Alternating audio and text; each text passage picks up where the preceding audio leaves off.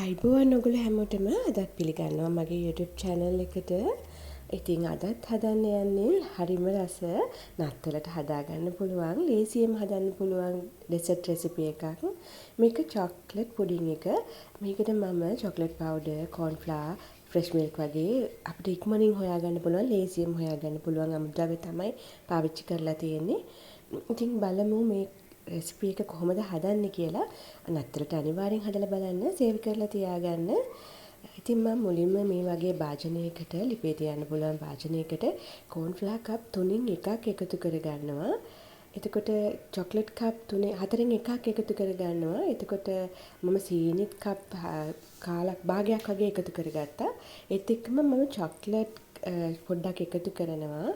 Chocolate මම මෙතන gram 30ක් 40ක් වගේ ප්‍රමාණයක්. ඔයගලන්ට චොක්ලට් එකතු කරන්නේ නැත්නම් ඩාර්ක් චොක්ලට් තමයි මම එකතු කරේ. නැත්නම් ඔයගලන්ට චොක්ලට් පවුඩර් වෙනම එකතු කරන්න පුළුවන්. නැත්නම් කඩෙන් චොක්ලට් එකක් ගෙනල්ලා එකතු කරගන්නත් පුළුවන්. ඒත් එක්කම මම එකතු කරා මෙතන ෆ්‍රෙෂ් මිල්ක් කප් දෙකක්. ඉතින් මේ ෆ්‍රෙෂ් මිල්ක් කප් දෙකත් එකතු කරලා ටිකක් හොඳට කලවම් කරලා මම ලිපේ තියාගන්නවා.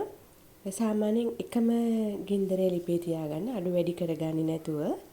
ඉතින් මේ විදිහට හොඳට හැඳි ගා ගන්න ඕනේ. විස්ක් එකක් තියෙනවා නම් හොඳට අපිට කැට ගැහෙන්නේ නැති වෙන්න හැඳි ගා ගන්න පුළුවන්.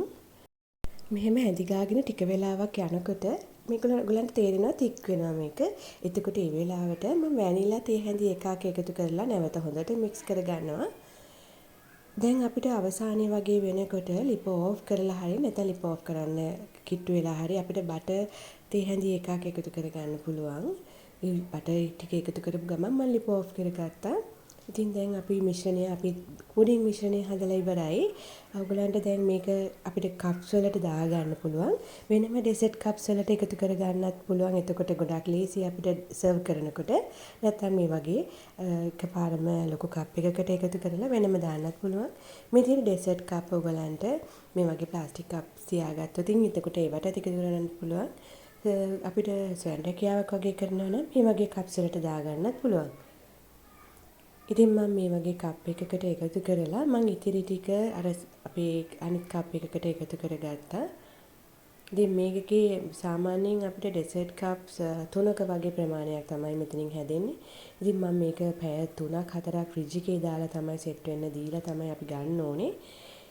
මේ තියෙන්නේ සෙට් වෙලා ඉවර වුණාට පස්සේ පැයකට විතර පස්සේ මම පැය 3ක් නම් තියාගත්තේ නැහැ. මට මේකට වීඩියෝ එක කරන්න ඕන නිසා ඉක්මනට. ඉතින් මේ තියෙන පැයකට විතර පස්සේ අරගෙන මම උඩින් මේ විදිහට චොක්ලට් පවුඩර් ටිකක් ඩස්ට් කරගත්තා. ඉතින් ලස්සනට අපිට මේකට ස්ට්‍රෝබෙරි වගේ එකතු කරගන්නත් පුළුවන්. මම චෙරිස් ගෙඩි දෙකක් එකතු කරලා ලස්සන කරගත්තා. ඔයගලන්ට පුළුවන් කැමති දෙයක් එකතු කරලා මේක ලස්සන කරගන්න පුළුවන්. ඩෙසර්ට් එක මේක නත්තලට ගොඩාක් ගැලපෙන රෙසිපි එකක්. ඉතින් අනිවාර්යෙන් හදන්න ඕනේ. එහෙනම් ගිහින් එන්නම්. ඔයගොල්ලෝ හැමෝටම සුබ දවසක්.